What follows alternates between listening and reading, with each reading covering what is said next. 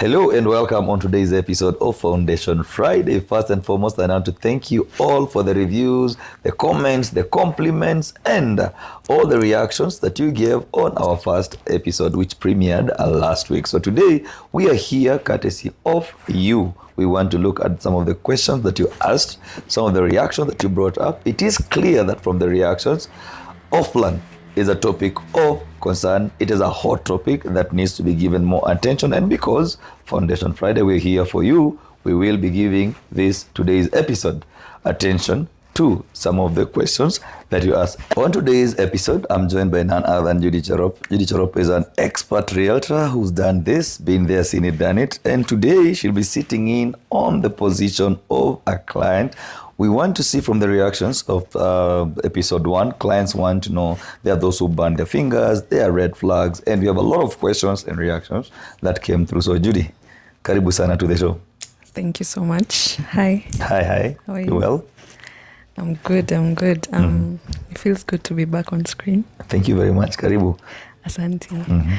So I think the position where I'd be standing is between the expert knowledge, who is us, and the normal audience understanding, who are the people watching, and probably the curious buyers who may not, at times we tend to assume everybody in this Nairobi gets to understand our market and figures and, everything that comes with it. But I think I'll get to ask the common questions that buyers have.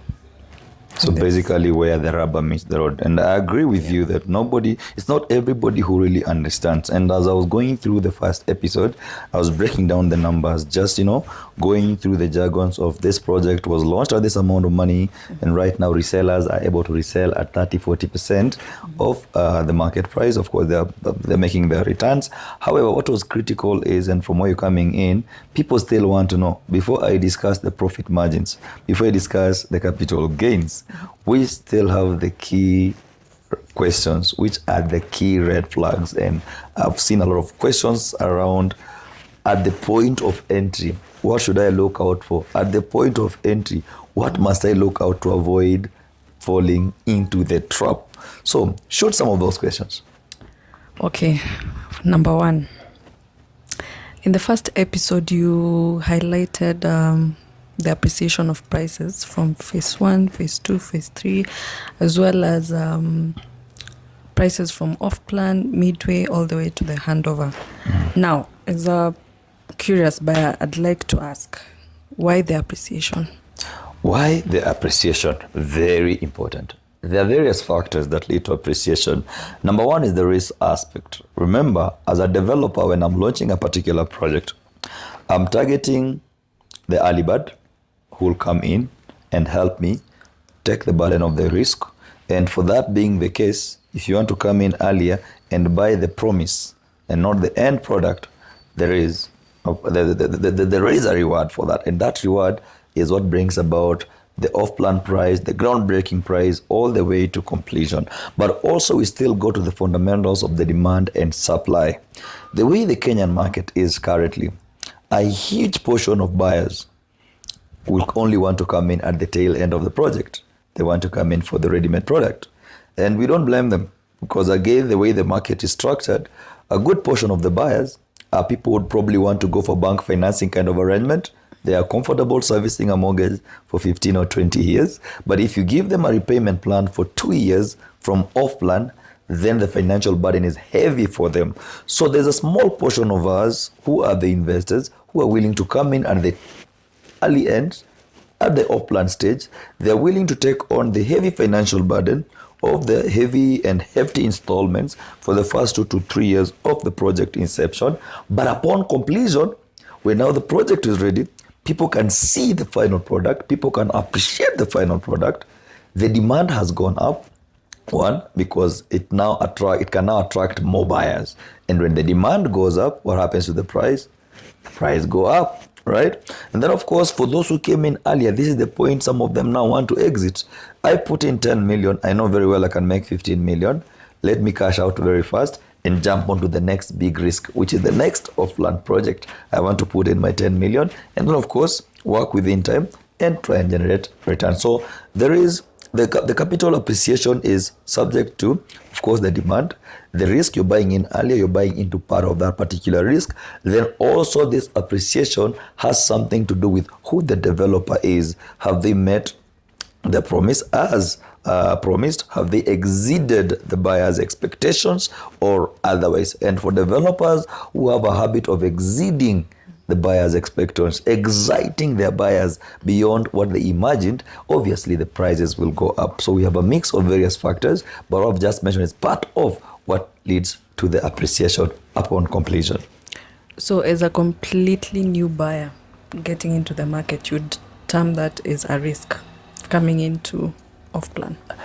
Obviously, every investment is a risk. You waking up today to go to work was a risk.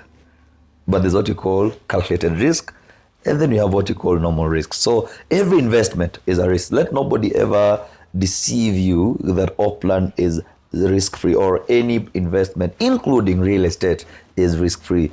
Every investment is a risk. Now, when you come to real estate, and mostly to Offplan buying, it is a risk.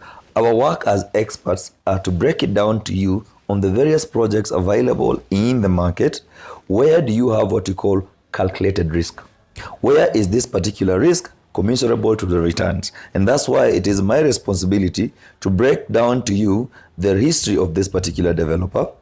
Which projects have they done in the past? Let me go ahead and even probably just highlight to you what is even the model of ownership of the land in which they're building on, and even what is the financing model, so that to you as a buyer, as much as it's a risky venture that you're going into, you can clearly make an informed decision that this is indeed not just any risk, but it's a calculated risk. So I need to be aware of the risks and the returns. Fantastic. You must be aware. Allow me to just highlight. We've had two breeds of developers in this market, and allow me to go way back before the current modern. We've had an influx of our new developers, Chinese coming in. We have some Somali developers who are doing exceptionally good work. We have some Kalasingas giving us wonderful projects. But before that, Kenyans have suffered in the hand of untrustworthy, or the other side of what we'll not call the trusted developers, where people came in with a lot of expectation, they put in their money and they burned their fingers. What could have been some of the reasons as to why they burned their fingers, and what has changed between then and now? Because it's very important for us to work knowing very well where we came from, where we are, and where we are going in matters to do with Offplan investment, the risk associated with it, and how the market perceives everything. Allow me to use Mr. John as a former developer in our market back then. What was the model of development that Mr. John would do? Mr. John would come to Lavington, secure a piece of land, say 1 acre. And because the land is very expensive, Mr. John will enter into an arrangement with the owner of the land that give me access to this land, and then tuandikishiane. When I start selling the units, I'll start paying you off pole. So in this kind of arrangement, the land is not acquired by the developer. The developer only has access, but they have entered into an arrangement to settle the owner of the land based on the sales proceeds. Number two, Mr. John will get a contractor on site and then agree with the contractor. My capital availability is not that big, but I want you to come on site. I will actually engage aggressively into sales and marketing activities. As you build, the sales proceeds will support the construction. The sales proceeds will pay your fees as a contractor. The sales proceeds will also pay off the owner of the land. So you're putting so many variables under one expectation and hoping that the sales proceeds will be sufficient enough. And then you begin the project. You start pushing for sales. Risk takers are coming in, they're trusting you, and they're buying in. Your 20%, 30% of the sales proceeds are in, but the project where it is currently, it's demanding close to 50%. You must pay off the land. You must pay off the contractor. You must buy materials for the project to go up. Who aren't you if you get stuck and the sales aren't coming in the way it's supposed to? what happens is you might find yourself in a situation where the owner of the land is even pulling a plug and they want to put an injunction on the land because you haven't cleared the possession. That means you're putting the expectations and the dreams and the investments of the hundreds and thousands of Kenyans who already bought in underway. So if the owner of the land pulls a plug on you, it means that even the contractor has to leave site. You must refund everybody who put in money. And therefore, land ownership is important as part of risk assessment for off-plan investments. Now, I haven't mentioned, one of the other items that led to a bit of strain on our previous developers is that the financing model or the funding model. Most investors were being bank financed. That means if I'm running a project over 1 billion shillings, I must factor 20 to 30% interest to pay the bank. So by the time I'm doing groundbreaking, even on my pricing matrices, I must ensure I have a 20-30% profit margin to go to the bank. That leaves me with my profit margin is now slimmer. Every developer goes for about 25 to 30% profits in the projects. So it means for me to be able to make my 20-30% profits at the end of this project and still pay the bank the interest rate, I must sell this project at a higher price.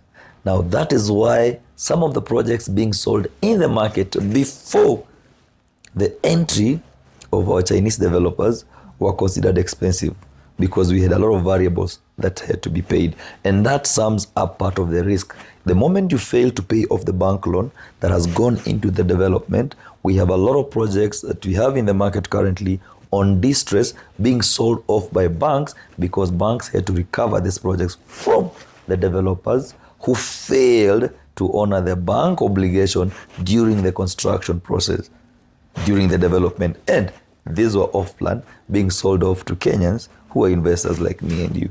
So I think you can get to see where the risk is in terms of the funding model, the type of ownership of the land and all that. You know, this actually reminds me of a case we had last year with one of our clients with a project in Parklands. The client was required to finish a certain amount of money at a period of time, and the promise is the project will complete at a certain time. The client came and looked at the project, and he had a very concerned query, and he was like, what if the project doesn't complete on by time. this particular time? Will you as a developer get to give me the rental income that I was supposed to be earning at that particular time? Or what is the compensation like if you don't finish at this period of time? Yeah. Very important. Now, at the point of signing up your sale agreement for an off-plan project, there's a critical document called the sale agreement. And if you have a very good lawyer, that lawyer will review all the necessary clauses in the sale agreement, including exit clauses and compensation for delay. Because how most sale agreements are drafted, and because they're drafted by the vendor's lawyers or the developer's lawyers, most sale agreements are drafted to safeguard the interest of developers. What happens if you delay on your payments? There is a penalty. What happens if the projects come to completion and you're yet to complete your payments? There is a penalty.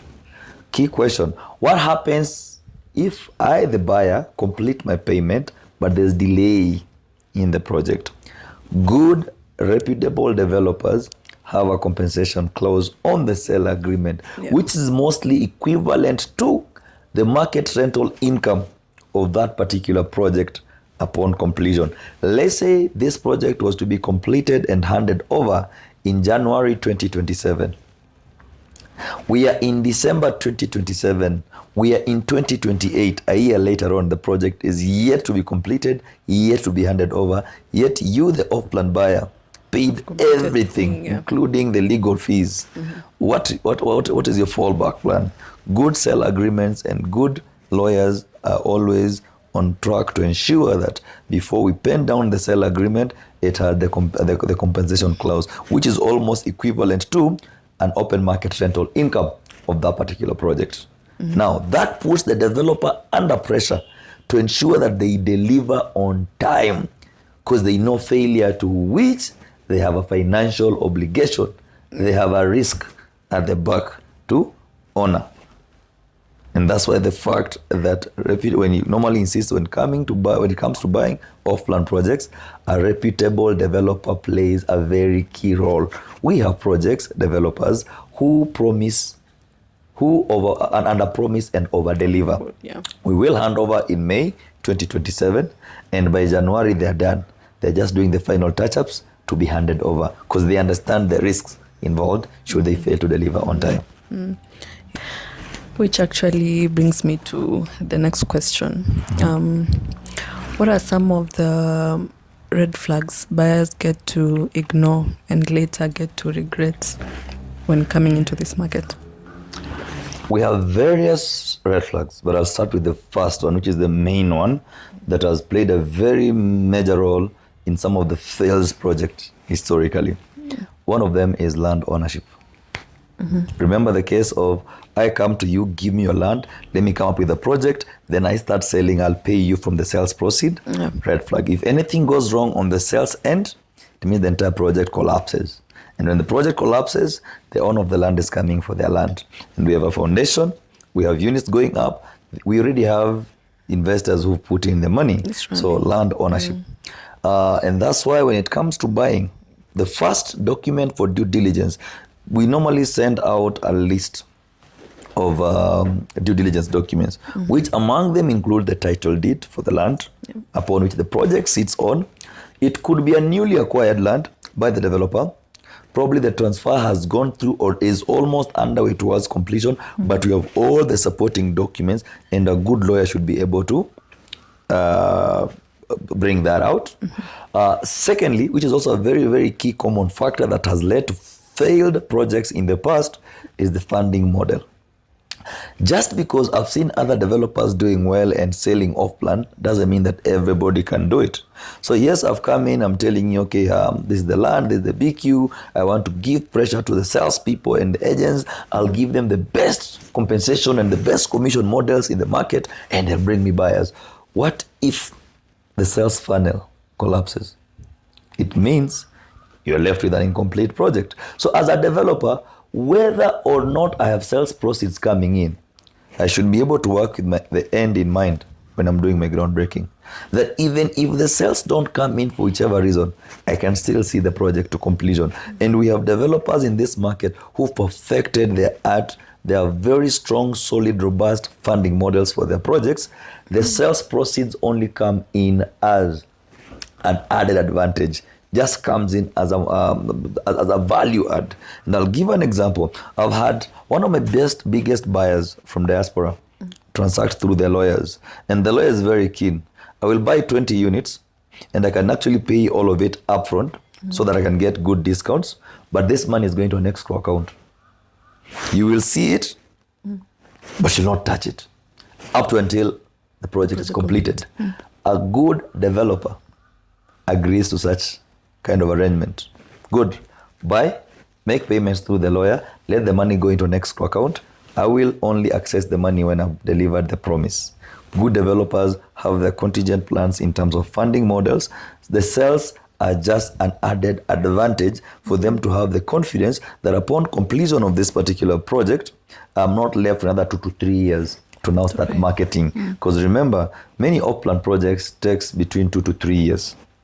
It only makes sense for me as a developer if I also sell the same project between those 2 to 3 years of completion, right? It won't make sense to me that I complete a project within 3 years, then take 3 more years to sell. So it makes a lot of sense if I'm able to sell this property within those 2 to 3 years of completion. And guess what? For some of our reputable developers, we've never finished and handed over a project that is still in the market on sales. The Marina Bay 1, 2, 3, the gross venues that you're doing right now in the market, most of our reputable developers, their projects always sell out before handover. By the time the project is being handed over, we are opening up the doors for investors, resellers to start engaging the market. You bought in at 10 million, the demand is up, you can resell at 14 million. I think that is the third or the fourth red flag. Third. The other red flag, which now depends on project to project, you might prove the ownership of the land. You have proven the funding model. You know the reputation and the track record of the developer. But one critical aspect that many people do ignore, which is also very important, we have other necessary approvals. Have you seen a building marked by ugly red paint, either NEMA, to be demolished by NEMA, to be demolished by NCA, National Construction Authority, or the County Council Authority? So the critical approval that you need the NEMA approval before the project goes up, which should be sought before the project starts going that up. By the developer, or the developer must seek approval for the project. That's through the NEMA before the project goes up. Failure to which NEMA can come and say the project is going down. You must seek approval, National Construction Authority, which is also very important. Then there's an approval for the county government, which is also important, and it's required upfront. Now, when I send you an email of due diligence, then you realize any of those is missing, and developers will tell you, don't worry, our lawyers are working on them, they will come at some point. No, it's a red flag. These are necessary approval that need to come upfront before even doing groundbreaking. So for all flood projects, unless I'm seeing all those necessary approvals, my friend, run away. They're very important and they're very necessary. Lovely. Okay, now let me take you back a bit. Again, I'm a new buyer coming into this market. We've talked of phase 1, phase 2, phase 3, from developer X, developer Y, developer Z. How do I get to evaluate a project? What am I looking at? Am I looking at the track record of the developer? Am I looking at experienced developer? Am I looking at the project, how it looks like? What am I looking at to know this is the project that I want to put my money in? Companies like ourselves play a very critical role when it comes to decision making, because we've been in the market and we have the industry knowledge that will now give unto you, will probably pour out to you as a new buyer. We are there to guide you and tell you this particular project, beyond the name and the location, probably this is the developer, this is their track record, and this is how the previous projects have fared on. So we are there to guide you. As a new buyer, you might not know exactly. There's no dictionary or one-stop shop that you'll now go and press a button to get all this information.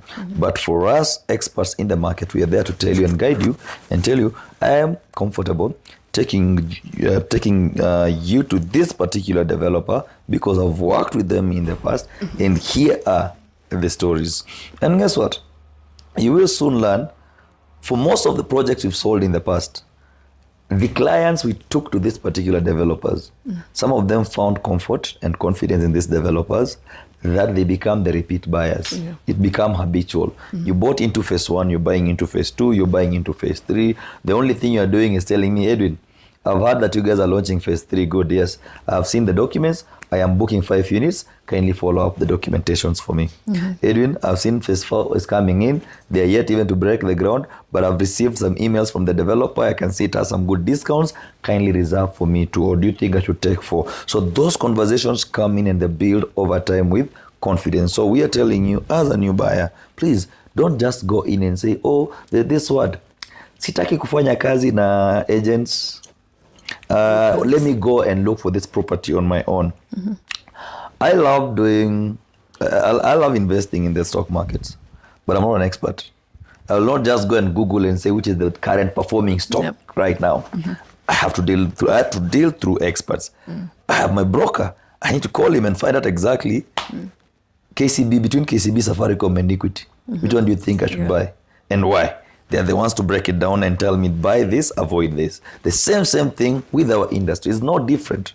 We have reputable property investment advisors like ourselves. It's only fair for you as a new buyer to find out and seek advice from the experts. Which one do you think I should buy in? We have a lot of projects being launched every day in Nairobi. A lot of them. Can't even name all of them. Right now, if you go to Kilimani, Dan, right now, go to Westlands, go to Riverside, we have 1,001 projects that are ongoing. But do we list all of them? No. There are some we've purposefully stayed away, and I will not list that one, I will not market that one, because in my own assessment, I can see some gaps. Now for you, I'm an expert and I can see some gaps. For you as a new buyer, how long will it take you to discover those gaps? And therefore, it's very important for any buyer out there, before making that decision, just because my friends are celebrating they made money from off-plan projects, let me not have the pressure to also jump in without doing the necessary, or rather taking the necessary steps. And that's why we are there as your experts. Absolutely. And now to my last question. You know, there are many talks of people who assume real estate investing is structured only for the moneyed. So do you think it's realistic for young people? And when I say young people, I say Sima Gen Z. Okay, also looking at the income streams. Do you think it's realistic for young people to get into this kind of investing? And like, what's the structure? Property. How should I also be looking at my income streams and plan around that? Property ownership is not a reserve for the rich or the wealthy. No. Property ownership is for anyone who can afford to own a property. I normally say own it now and not tomorrow. The best time to own real estate is now and not tomorrow. Well, when it comes to cash flows, that's now where the question comes in. And we're talking about affordability. We're talking about flexibility in repayment. If I have a developer who says this project is worth 6 million, one bedroom is worth 6 million, give me 20%. 20% is about how much? 1.2 million. How many people can afford 1.2 million today? Lying somewhere in a bank. Probably a few, right? Yeah. So you find I have a group of individuals who will say, hey, I won't buy in now because perhaps I don't qualify. But there's another angle to it. We're looking at real estate as an investment rather than an end user consumer. I'm not buying to live into this particular house, but I'm buying in it as an investment. Yes, as Edwin, I might not have the 6 million or the 1.2, which is 20% deposit today, and then I pay the remaining 4.8 within the next, say, 2 years. But hold on. Aren't you guys in a chama? Aren't you contributing money? Yeah. So if you look at this 6 million worth of an investment as an investment rather than as an end user consumable, we can say, good, 6 of us, through our chama money, do you have 1.2 million? We are buying in collectively because it's an investment. So let's go in and book the unit at 1.2 million, pay off the installments through the completion period. Upon completion, that unit that you guys booked at 6 million is now worth 9 million. What does that mean for you and your chama? Your net worth as a group in terms of investment is now worth 9 million because of the capital gains. Now you can choose, do we exit, sell it off and book into the next one? Or do we just hold this as an investment for us and start cashing in on the rental returns? So it depends. So again, for property investment, it's never a reserve for those who are wealthy or those who have money, that as long as the idea is clear and the point of entry is known, we can find out ways of going. In fact, we have conversations going on within this industry at a very, very raw stage about fractional ownership, whereby I don't need to have the 6 million to buy that particular property. But randomly, I have 500, he has 500, he has 500, he has 500. We can come and fractionally own that unit worth 6 million, and our returns would be equivalent to how much money I put in. But that's discussion for another day about fractional real estate ownership. Interesting. I think I'll stop there for the questions. There's so much to digest. Thank you very much, and for the insightful questions. And to our viewers, thank you for engaging with us. Remember, just like episode 1, we said, you know what? We want to hear your feedback. We want to hear reactions. We want to hear your actual feeling about the topic of discussion. And like I always say, feel free to go down on the comment. Tell us, have you ever invested in real estate and burned your fingers? Mostly on Offplan. Have you tried an Offplan? You know someone who did an Offplan and they burned their fingers? Let's discuss. Please feel free to tell us in the comment section. And if there's any topic within the real estate sphere, matters to do with Offplan purchases or Offplan investment that you want us to tackle, please let us know. As I always say, on Foundation Friday, we are here to highlight some of the developers, some of the past, present, and current projects, some of the gains that our clients have actually had through time or over time out of Offplan investments. And of course, allay your fears, those of you who are still bystanders thinking that Offplan will always is always a bad investment, or the risks associated are bigger than the returns. We are here to allay your fears and just walk with you and tell you, listen, people are already in this particular space making money, and they're the ones who are really making bigger moves when it comes to investment in properties. Offplan investors are the ones who are quietly, silently counting their bucks as they go to the bank, but they might never say it. But it is our responsibility to allay your fears and tell you, listen, we have figured out some developers who are straightforward, who are reputable, who have a track record and a reputation to protect, and therefore trust us as we trust them with your money. Once again, it's been lovely hosting you as on Foundation Friday. My name is Edwin Kiranga, and as we always say, Foundation Friday, build on trust, proven by returns. See you on the next episode. Bye.